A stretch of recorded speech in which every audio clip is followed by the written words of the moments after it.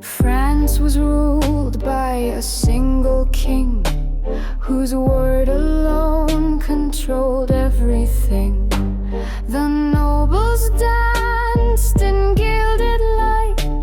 The streets outside were cold at night. Three groups defined the nation's frame: the church, the lords, the ones with shame. The first who lived on ancient laws, the third just paid without a pause.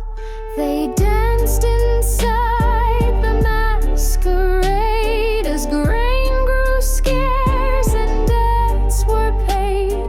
The people starved, the palace shined, and no one dared to speak their mind. The first estate held land in prayer.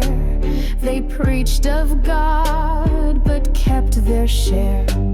The second owned the hills and farms, exempt from war, yet dressed in arms. The third worked fields from dawn to dark, and paid the tithe and bore the mark. They had no vote, no voice, no say, but built the roads and paid the way.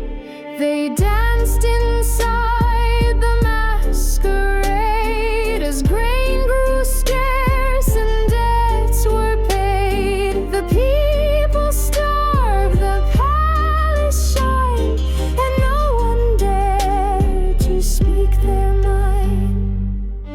In 1788, the warnings grew. France was in debt. The wars had cost too much.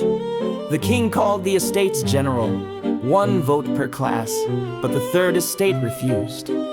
They formed the National Assembly, the voice of the people, and swore the tennis court oath to write a constitution. Soon after, crowds stormed the Bastille, not for prisoners, but for gunpowder and meaning. In August, nobles gave up feudal rights on paper, but hunger stayed.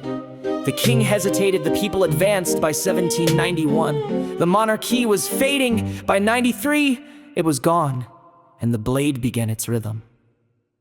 The women marched to Versailles.